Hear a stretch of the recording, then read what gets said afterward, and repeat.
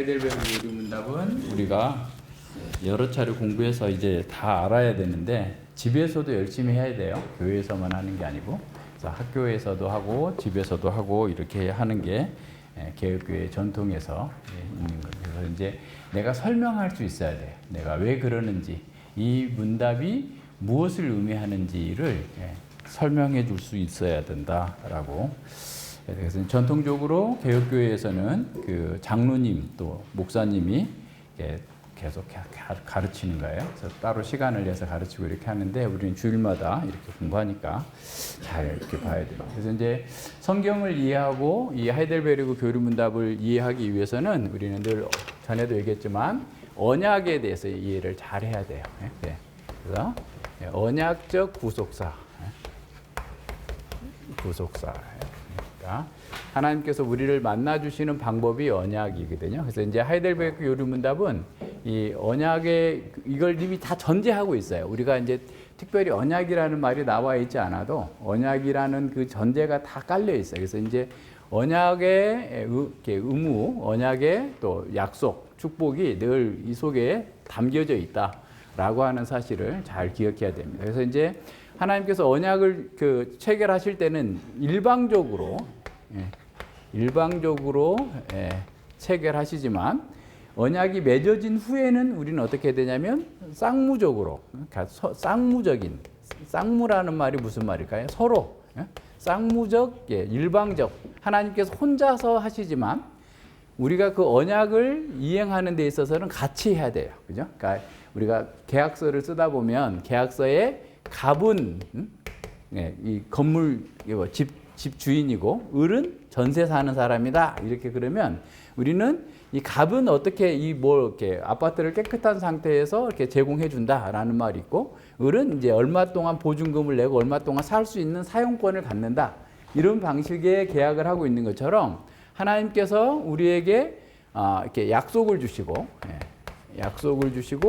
또 우리에게 어떤 의무를 이행하시는 거예요. 하나님 편에서도 하나님께서는 우리에게 약속이라고 하는 복을 시복이라고 그러죠. 그러니까 축복, 시복을 주시고 우리에게 요구하는 게 있어요. 우리도 마찬가지예요. 사람인 우리도 언약 백성도 하나님께 약속하는 게 있어요. 그리고 하나님 의무를 이행하세요. 하나님께 요구하는 게 있어요. 그게 무슨 말이냐면 하나님께 약속하는 것은 하나님께서 말씀하신 이 요구를 내가 순종하겠습니다라고 하는 순종이 어떻게 보면 약속인 거죠. 그리고 의무는 하나님께서 나에게 복 주시겠다 했으니까 복 주세요라고 요구할 수 있는 거예요. 무슨 말인지 알겠어요? 하나님께서는 자신을 주셨어요. 자신을. 그러니까 언약의 복으로 자기 자신을, 나는 너의 하나님이다. 나는 너의 남편이다. 나는 너의 아버지다. 하나님께서 우리에게 약속으로 하나님 자신을 주신 거예요. 그리고 우리에게 요구하는 것도 너도 나에게 다오. 내가 너에게 이 복을 주는 이 복을 받는 사람. 그래서 우리도 하나님께 하나님께서 그래서 시편의 기도들에서 계속 보면 뭐가 나와요? 하나님 빨리 해주세요. 빨리 와서 구원해 주세요. 막 요청을 하는데 언약하셨으니까 그 언약적 의무를 이행해 주세요라고 하는 것에서 근거하는 거예요. 그래서 언약에 신실하게 살 때 내가 하나님께 요구할 수 있는 거죠. 그래서 이 언약에 대한 기본적인 이해가 쭉 있어야 돼요. 그래서 성경 전체를 이해하는데 언약적 구속사를 잘 보면서 이제 보는 거예요. 우리 하이델베르 요리문답을 작성할 때에는 앞에도 나와 있죠. 거기에 1559년부터 1576년까지 가장 영향력 있었던 그 프리드리히 3세 요청으로 하이델베르크에 제작됐다라고 했는데 이 하이델베르크 요리문답을 우리는 잘 공부하면서 성경에 나와 있는 구원과 하나님 나라와 또 언약과 또 영원한 생명에 대한 것들을 전체로 쫙 정리할 수가 있어요. 그러니까 아주 쉽고 아주 간단하고 요약적으로 잘 나타나 있어요. 그래서 이제 잘 공부하는 것만큼 이제 뭐라 그럴까 여러분들이 잘 설명해 놔야 돼요. 그래서 이게 어려운 건 하나도 없어요, 사실이. 그러니까 이제 처음 하니까 어려운 거 어떤 사람에게는 처음 하니까 어렵고 그리고 이거를 자꾸 읽으세요. 자꾸 여러 번 읽으면서 한 문장 한 문장에 나와 있는 내용들을 쭉 살펴보면 그렇게 어렵지 않게 여겨질 수 있으니까 그렇게 볼 수 있도록 봅니다. 자, 그럼 이제 일문답을 보면 사나 죽으나 우리의 유일한 위로가 어디 있느냐라는 거죠. 그러니까 위로가 어디 있느냐? 우리의 유일한 위로. 위로인데 또 유일한 위로라는 거죠. 그러니까 이 말은 사실은 어떤 면에서 사람들은 다 위로받기를 원하는 거죠. 위로가 없는 거죠.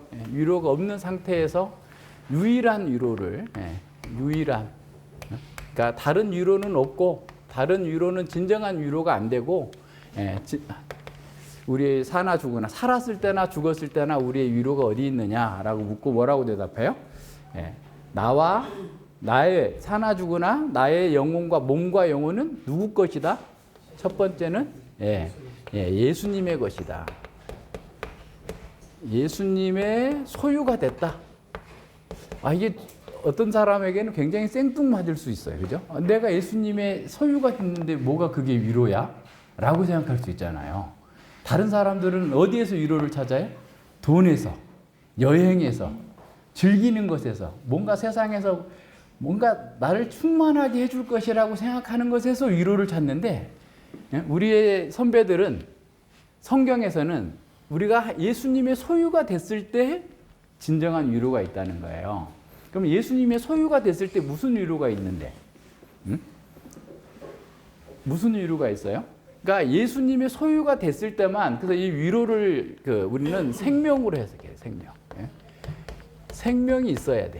예를 들어서 우리가 돈이 많아가지고 또 어디서 막 유럽 여행권 한 달 동안 유럽 여행할 수 있는 모든 비용을 이렇게 한 2천만 원 되는 돈을 내가 어디 쿠폰으로 받았어. 사은품으로. 그죠?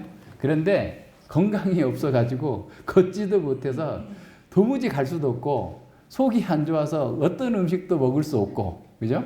그 모든 것들이 있으면 그 아무 소용이 없는 거잖아요. 그죠? 그러니까 우리에게 있는 유일한 위로는 사실 하나님께서 우리에게 주시는 생명이에요. 생명. 그러니까 예수님의 소유가 됐을 때 나는 생명을 얻기 때문이에요. 무슨 말인지 알겠어요? 그러니까 그러면 이제 나 자연적인 생명이 있지 않아요. 내가 그냥 이렇게 살고 있잖아요. 이런 생명은 지금 죽음을 향해 가고 있는 생명이고, 지금 하나님께서 우리에게 주시는 생명은 이제 뒤에도 나오지만 영원한 생명이에요. 영생이에요. 영생을 우리에게 내가 그리스도의 소유가 됐을 때, 그러면 바로 그 다음 절에 뭐라고 나냐면 그리스도께서 어떻게 우리를 소유하셨나요? 그리스도의 보혈로 십자가로 나를 사셨습니다. 그랬어요. 나를 사셨다. 나를 산 거예요. 나를. 그러니까 십자가에서 예수님께서 나를 대신해서 죽어주심으로 나를 샀어요.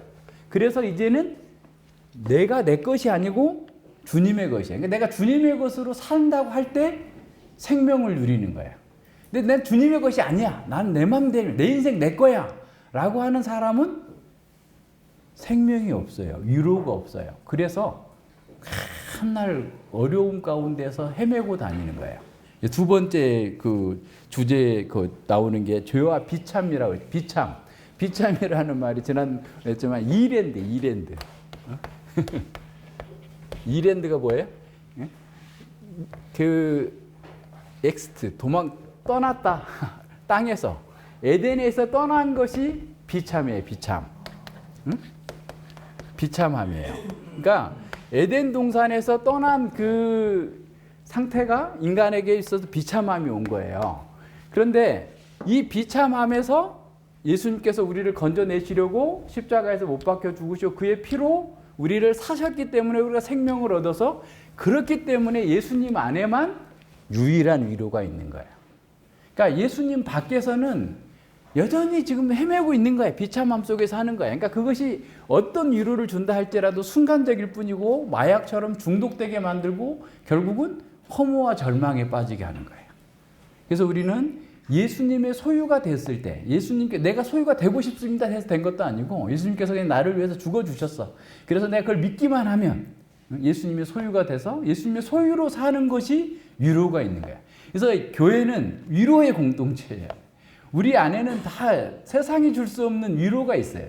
그렇기 때문에 기쁘고 즐겁고 고통 가운데에서도 감사하는 삶을 살 수 있는 거예요. 자, 두 번째는 뭐냐면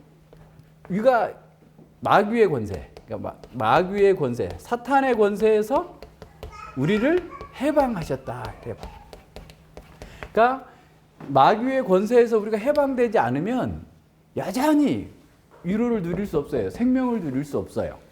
그러니까 마귀의 권세에서 우리가 해방되었을 때만이 하나님의 위로를 누릴 수 있어요. 그리스도의 위로를 누릴 수 있어요. 그러니까 이런 거죠. 쉽게 말하면 우리가 애굽을 생각해 보세요. 애굽에 생각해 보면 애굽에서 종살이하던 이스라엘 백성들이 바로의 그냥 무리한 요구로 뼈 빠지게 수고하고 고통 가운데서 좌절하고 절망할 수밖에 없었잖아요. 이 바로의 통치에서 벗어날 수가 없었던 거죠. 그래서 이제 어떻게 보면 이 사탄의 통치, 사탄의 나라, 어둠의 나라, 어둠의 나라, 사탄의 나라, 사탄의 나라에 있다가 출애굽한 것처럼 하나님의 나라로, 하나님 나라로 우리가 이동이 돼서 여기는 죽음, 압제 그리고 불의 이런 것들이 지배하고 있었다면 여기는 생명, 하나님의 나라는 생명, 자유, 안식, 공의, 공의가 지배하는 나라로 예수 그리스도의 십자가의 사역으로 옮겨진 거예요. 옮겨졌어. 그래야 내가 위로를 누리는 거예요.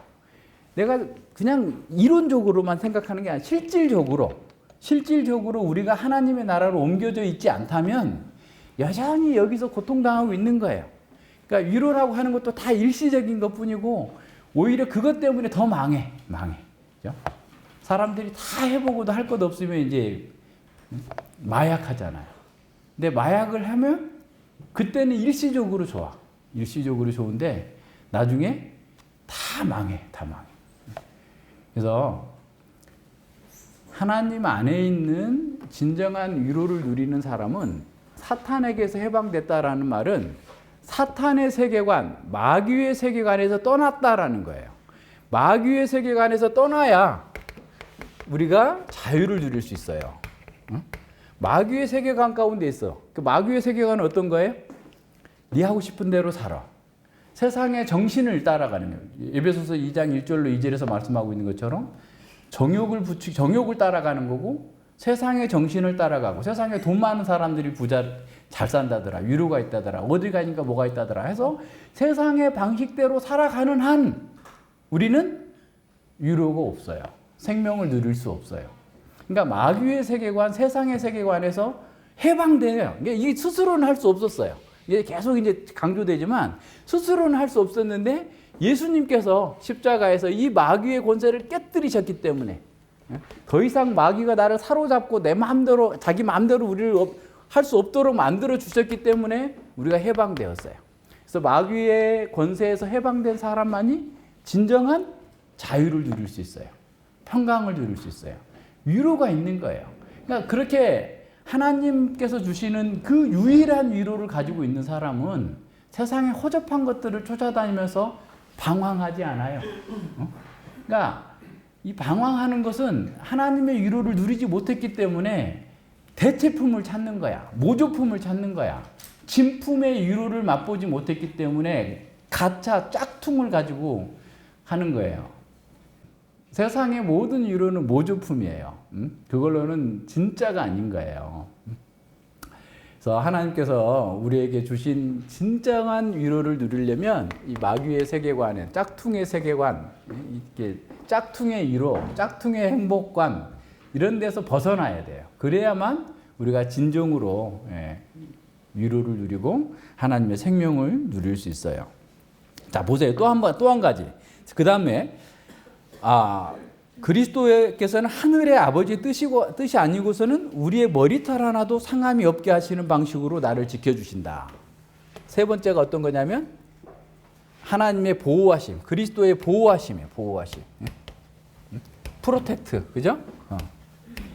그러니까 우리가 하나님의 임재, 프레젠스, 하나님 3P의 축복이라고 그랬죠. 하나님과 함께하는 것은 3P의 축복. 하나님의 임재, 그리고 하나님의 보호, 하나님의 공급하심. 여기서 공급하심은 안 나왔지만 보호하심 속에도 다 공급하심이 들어있어요.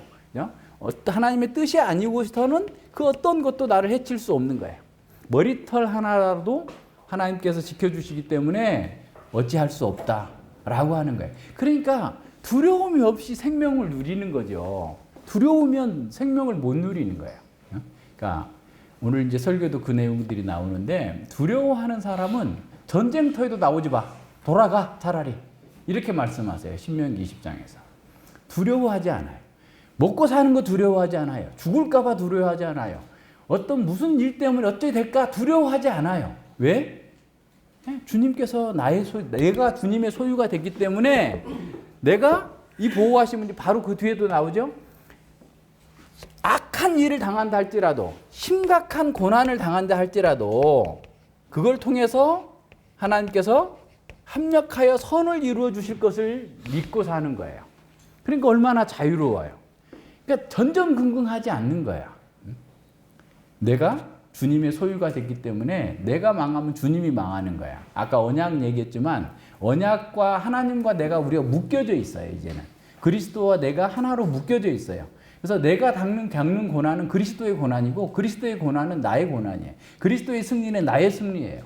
그러니까 어떻게? 두려움 없이 이 위로를 누리는 거예요. 사람은 세상에 돈을 많이 가지고 있는데 더 두려워해. 왜? 그걸 빼앗아 가려고 하는 사람들이 득실득실하니까, 사기꾼들이 득실득실하니까 두려운 거예요. 미래에 대한 두려움. 더 많은 소유를 하면은 자기가 더 안전하고 더 복되게 살 거다라고 하는 거예요. 거기에 우리의 소망을 두면 안 돼요. 그러니까 우리가 그렇다고 저축도 하지 말고 돈도 벌지 말자는 게 아니에요. 하는데 우리는 하나님의 소유, 그리스도의 소유가 되었을 속에서, 그 속에서 안전하게 살려고 해야지, 더 많은 소유를 하고 더 많은 네트워크를 가지고 더 많은 사람들과의 어떤 계획을 잘 해가지고 거기서 내가 잘 될 거다라고 생각하면 하나님의 유일한 위로, 그리스도의 유일한 위로를 누리지 못한다. 전전긍긍할 수밖에 없다라는 거예요. 자, 보세요. 그래서 하나 상관없고 실로 모든 것이 나의 구원을 위하여 함께 일하세요. 그러니까 나한테 순경이나 역경이나 무슨 일이 일어난다 할지라도 내가 궁극적으로 그리스도를 닮게 하시고 그리스도와 함께 살게 해주시는데 작용할 것이다 라고 생각하고 담대하게 사는 거예요. 그게 믿음이죠. 그렇게 살아야죠. 그게 위로를 가진 사람들의 삶입니다. 그러므로 그리스도께서는 또한 성령으로 말미암아 나로 영원한 생명을 확신시켜 주시고, 자 이제 네 번째, 성령께서 우리와 함께 하시는 거예요. 성령께서 함께 하셔서 그 영원한 생명을 확신시켜 준다는 것은 여기서 누리게 하시는 거예요. 누리게 하는 거예요. 그러니까 그러니까 어떻게 누려요? 보세요. 아까 에덴 동산에서 있는 것처럼 하나님과 교제가 돼요. 하나님과 교제. 그리고 하나님의 사람들과도 교제가 되고, 내 안에 에덴 동산에서 있던 것처럼 안식이 있고 평강이 있는 거예요. 평강을 누려. 그러니까 어떤 상황에서도 안식과 평강을 누리고 자유를 누려요. 감옥에서도 자유를 누리고, 누구도 우리를 그리스도의 사랑에서 끊어낼 수 없어요. 이런 삶을 살고 있기 때문에 우리는 확신하는 거예요. 그러니까 이런 걸 여기서 누려야 돼. 지금 우리의 유일한 위로가 그리스도께 있다면, 그리스도의 소유가 된 것에 있다고 한다면 우리는 그걸 지금 여기서 누리는 거예요. 내 환경이 아무리 어쩌고 저쩌고 해도 몸이 고통스럽고 그냥 아주 죽을 것 같은 그 고통이 우리를 찾아온다 할지라도 그 속에서도 근본적으로 양심의 평안, 자유함이 있게 하시는 거예요. 그게 우리가 하나님의 복을 누리는 방식인 거예요. 그래서 이제부터는 그죠? 마음을 다하여 즐거이 그리고 신속히 그를 위해 살도록 합니다. 그러니까 주님을 소유가 됐다면 주님을 위하여 사는 거예요. 위하여. 그죠? 네. 주님을 위하여 사는 삶 속에서 또 위로가 있어요. 그러니까 이런 생명을 받은 거는 좋아. 난 복 받은 거 너무 좋아. 근데 그냥 내 마음대로 살 거야. 그러면 어떻게 하는 거야? 벌써 그 소유로부터 분리되는 거예요. 언약적 의무를 이행하지 않음으로써 언약의 복에서부터 분리되는 거예요. 고통스러운 거죠. 그죠? 그래서 하나님께서 우리를 자신을 주셨잖아요. 자기 아들을 주시면 자기를 다 주신 거예요. 그래서 우리 또한 주님을 위해서 살 때 위로를 누려요. 그러니까 우리는 너무 이기적이라서 나는 그냥 하나님께 주시는 것만 딸랑딸랑 받고 내가 하나님께 해야 될 것은 하나도 안 하고 그냥 하는 척만 하고 그냥 새침대기처럼만 하고 그러면 그래도 나한테 남는 장사 아니야? 라는 식으로 살고자 하면 이 위로를 누릴 수 없어요. 그러니까 이게 둘 중에 하나야. 하나님께 나를 드리든지 아니면 자기 마음대로 살든지. 근데 그 중간에 누가 또 끼어들어요? 사탄이 끼어들어요. 사탄이 자꾸 끼어들어가지고 우리를 자꾸 넘어지게 만들어. 그러니까 그런 면에서도 우리가 분별력이 있어야 돼. 그러니까 우리가 사나 죽으나 우리의 당신의 유일한 위로는 무엇입니까? 라고 했을 때 사나 죽으나 나는 나의 것이 아니고 나를 부정하고 몸과 영혼이 모두 다 나의 신실하신 구주 예수 그리스도라는 사실에 있다. 내가 그리스도의 것입니다. 그리스도께서 저를 붙들어 주시옵소서라고 했을 때 진정한 위로가 있어요. 그러니까 2024년부터는 이제 위로가 충만한 사람, 위로가 충만한 공동체. 그래서 그 위로 속에서 어떤 상황에서도 두려워하지 않고 주님의 사람으로 살아갈 수 있기를 바랍니다. 자, 두 번째 보세요. 당신이 이러한 위로를 누리는 기쁨 가운데 살고 죽기 위해서는 알아야 할 필요가 있으니까 뭘 알아야 되냐는 거죠. 그러니까 이 위로를 누리는 방법, 어떻게 해야만 이 위로를 누릴 것인가. 이 위로가 이렇게 있는 것을 이제 대표적으로 몇 가지를 얘기해 놓고 그런 다음에 이 위로를 어떻게 해서 누릴 수 있느냐라고 묻는 거죠. 그래서 위로를 누리려면 적어도 3가지 지식은 있어야 된다라는 거예요. 첫째가 뭐라고요? 첫째가 죄와 비참함, 그죠? 여기 비참함, 죄와 비참함, 비참함에 대한 그 지식이 있어야 되죠. 첫 번째는 죄와 비참함, 두 번째는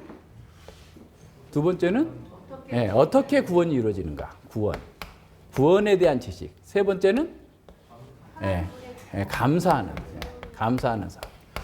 아까 우리 자신을 드려야 된다라고 했을 때 그 속에서 위로가 있다고 그랬는데 죄와 비참함과 구원과 감사. 사실 성경 전체에 나와 있는 게 다 이거예요. 그래서 이거를 좀 요약해가지고 우리에게 가르쳐 주는 거거든요. 죄에 대한 지식, 비참함에 대한 지식이 있어야 왜 내가 구원받아야 되는가. 그리고 구원받았다면 내가 어떻게 살아가는 건가. 나의 삶은 감사의 삶이 돼야 되는데 어떤 방식으로 감사할 것인가.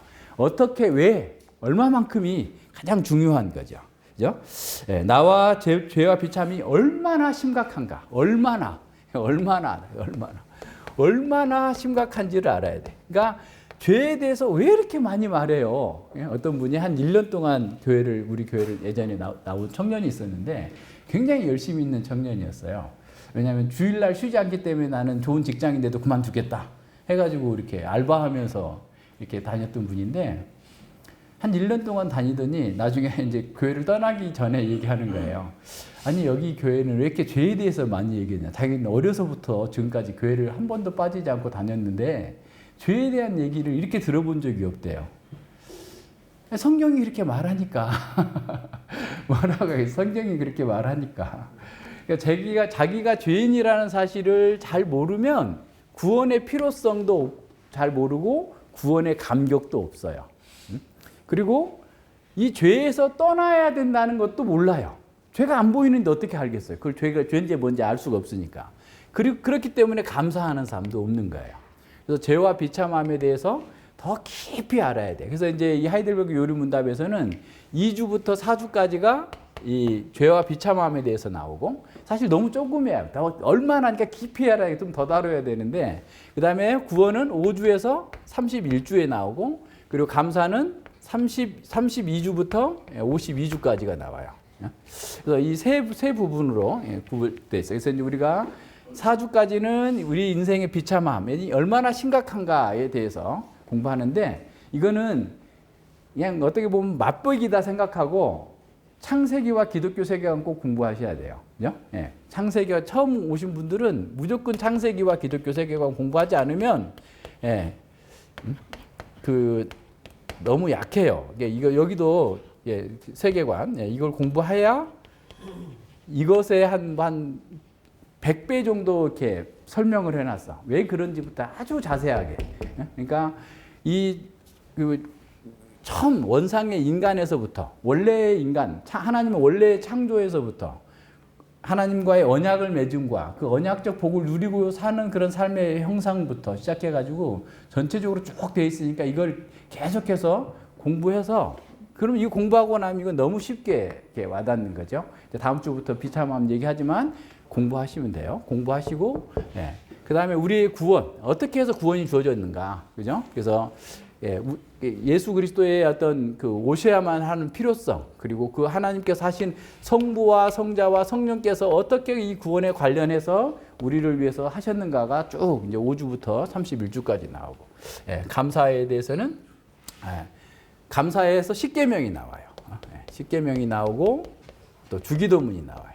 그러니까 그래서 이 하이델베르크 요리문답만 공부하면 기독교의 전체의 요리 핵심을 잘 이렇게 정리할 수 있어요. 그러니까 처음 오신 분들은 다른 게 좀 공부하기 어려우면 하이델베르크 요리문답을 쭉 이렇게 공부하시고 창세기 공부하시고 나면 아주 분명하게 이해가 될 겁니다. 그래서 우리가 지금 하나님을 떠나서 있는 우리 인생의 모습들, 그래서 정말 생명을 찾아가는 사람들, 그죠? 다들 모든 사람은 생명을 찾아요. 생명이 있어야 되잖아, 그죠? 이 생명, 그래서 생명 또 어떻게 보면 행복, 위로를 찾는데 우리가 알아야 돼. 왜 그러는지를 알아야 돼. 왜? 그러니까 해석이 돼야 돼요. 성경에 비추어서 나도 해석이 돼야 되고 내 이웃도 해석이 돼야 되고 세상과 역사가 해석이 돼야 돼. 이 해석이 안 되면 괴로운 거야.